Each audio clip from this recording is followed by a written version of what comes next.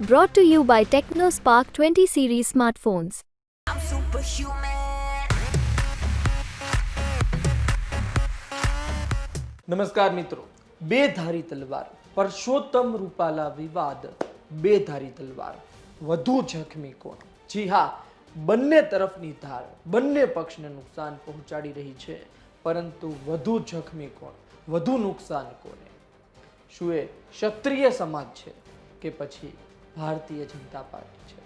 પરસોત્તમ રૂપાલા વિવાદ અત્યારના લોકસભા 2024ની ગુજરાતની ચૂંટણીમાં મહત્વનો સાબિત થઈ રહ્યો છે. શું અંતે તે પરસોત્તમ રૂપાલા ને વ્યક્તિગત રીતે નુકસાન કરશે? શું ભારતીય જનતા પાર્ટીને નુકસાન કરશે? કે પછી સમગ્ર પ્રકરણમાં ક્ષત્રિય સમાજની છબી એક અલગ થઈ જશે, ક્ષત્રિય સમાજમાં ફાટા પડી જશે, ક્ષત્રિય સમાજનું રાજકારણ ધૂંધળું થઈ જશે? આ તમામ મુદ્દા પર વાત આજના વિડીયોમાં. લોકસભા 2024ની ચૂંટણી, પરસોત્તમ રૂપાલા વિવાદ, મતદાનનો દિવસ અને ક્ષત્રિય સમાજની મોટી કસોટી. આ એ દિવસ છે જેને હવે સાચવવાનો છે. આ એ દિવસ છે કે જ્યાં કશું પણ કાચું કપાશે તો પરિણામ ખૂબ જ ખરાબ આવશે. આ એ દિવસ છે કે જેમાં પોતે નાક બચાવવાનું છે. આ એ દિવસ છે કે જેમાં પોતાનો જવાબ આપવાનો છે. એ પછી ભારતીય જનતા પાર્ટીના મતદારો હોય કે પછી ક્ષત્રિય સમાજ, એટલે કે જે પરસોત્તમ રૂપાલાની વિરુદ્ધમાં છે તે મતદારો હોય, એ બંને માટે લાગુ પડે છે. ભારતીય જનતા પાર્ટીએ તમામ પ્રયત્ન કર્યા ક્ષત્રિય સમાજને મનાવવાના, પરંતુ ટિકિટ ખેંચવાના સિવાયના. જ્યારે પરસોત્તમ રૂપાલા વિવાદમાં ક્ષત્રિય સમાજ ટિકિટ ખેંચવામાં આવે તો જ અમે પાછી પાની કરીએ તે મુદ્દો હતો. વાત હજુ પણ ત્યાં ને ત્યાં છે. કેટલી ગુપ્ત બેઠકો થઈ, ખુદ હર્ષ સંઘવી સામે આવ્યા, ખુદ CR પાટીલ સામે આવ્યા, પરંતુ પરિણામ શૂન્ય છે.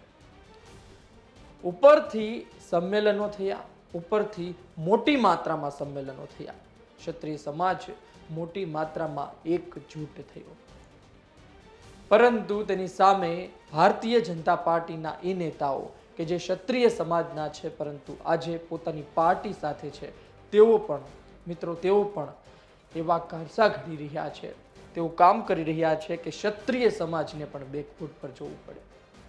તમે જુઓ, જયરાજસિંહ જાડેજા શરૂઆતમાં ગોંડલમાં સંમેલન કરે છે, પરસોત્તમ રૂપાલા હાજર રહે છે અને માફી માગે છે, અને હવે પહેલું સંમેલન પણ તેણે કર્યું અને છેલ્લું સંમેલન પણ તેણે કર્યું.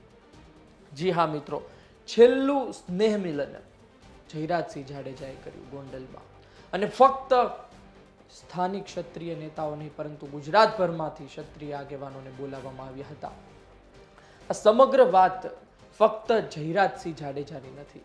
આ વાતમાં હકુભા પણ છે, આ વાતમાં ભૂપેન્દ્રસિંહ ચુડાસમા પણ છે, આ વાતમાં કેસરી દેવસિંહ ઝાલા પણ છે. આ તમામે પૂરા પ્રયત્ન કર્યા છે, પરંતુ પરિણામ હજુ સુધી આવ્યું નથી.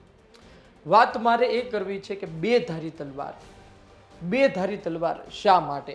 પરસોત્તમ રૂપાલા વિવાદ, બે ધારી તલવાર શા માટે?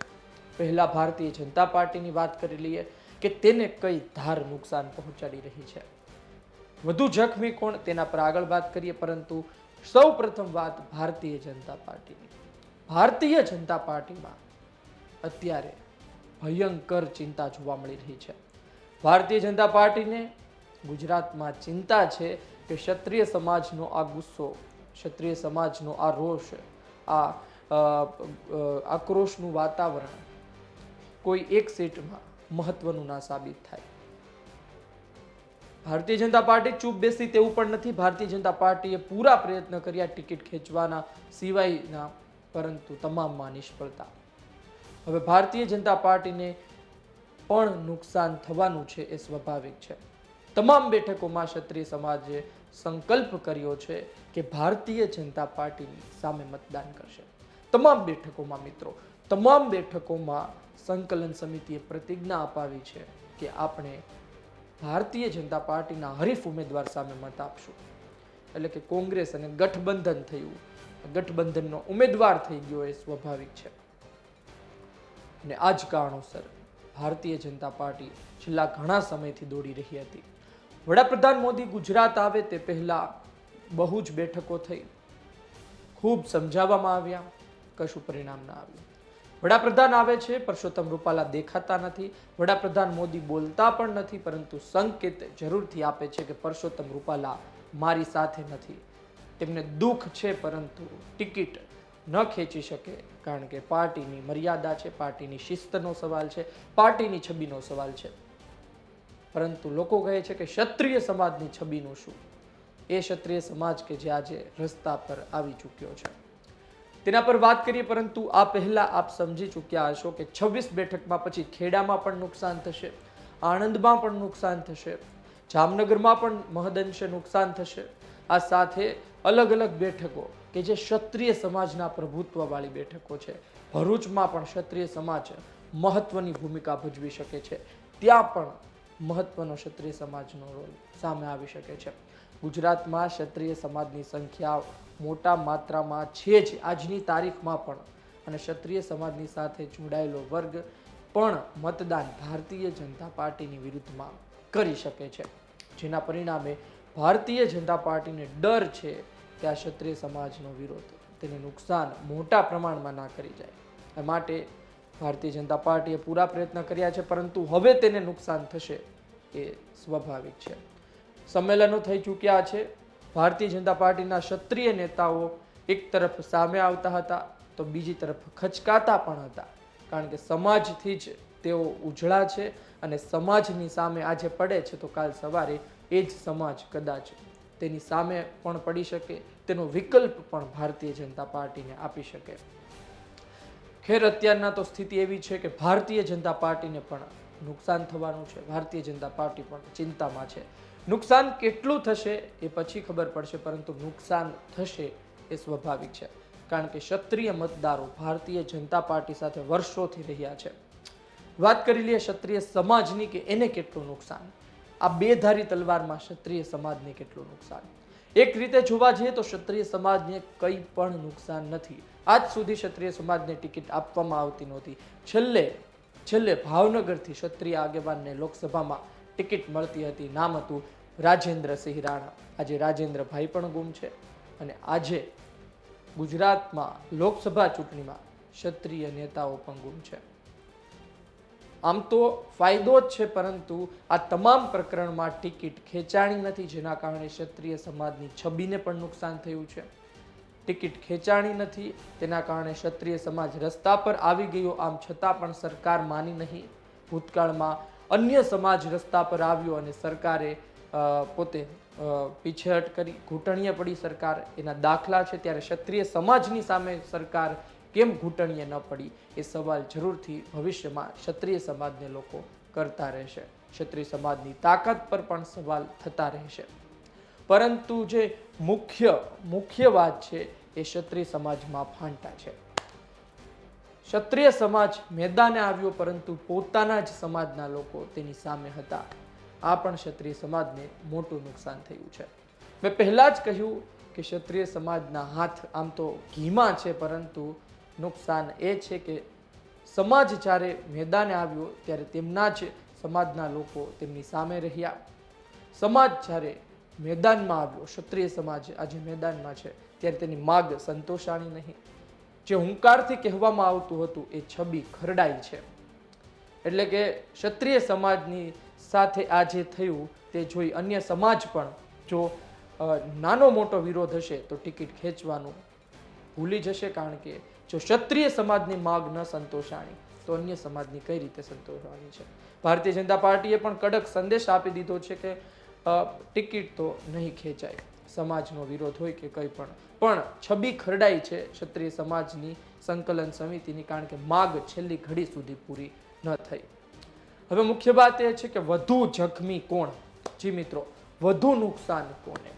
વધુ આ સમગ્ર આંદોલનમાં કોણ મુશ્કેલીમાં?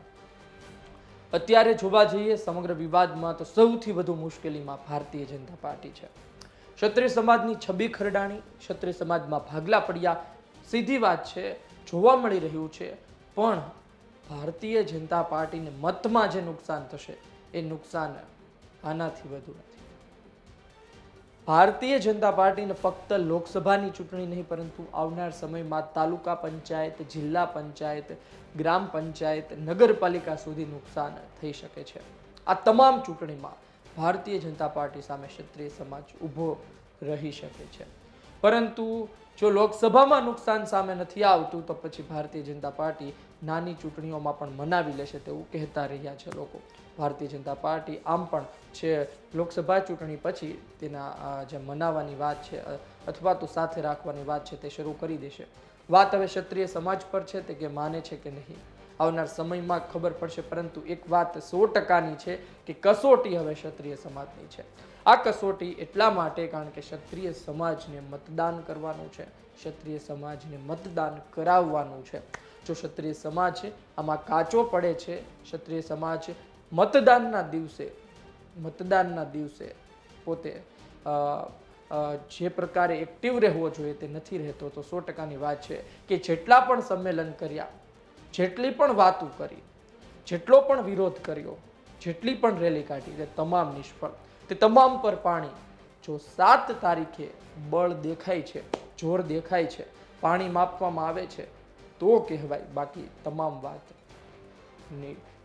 સાર્થક નહીં રહે. તમામ વાત પર પાણી ફરી જશે. એ વાત એમને પણ ખબર છે, કહેવાની જરૂર નથી, પણ પરિણામ પર નજર રહેશે.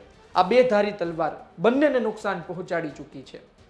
એ પછી પરસોત્તમ રૂપાલાને પણ નુકસાન પહોંચી જ રહ્યું છે. કદાચ સાંસદ બની જાય તો પણ તેની સામે ઘણા પડકારો છે.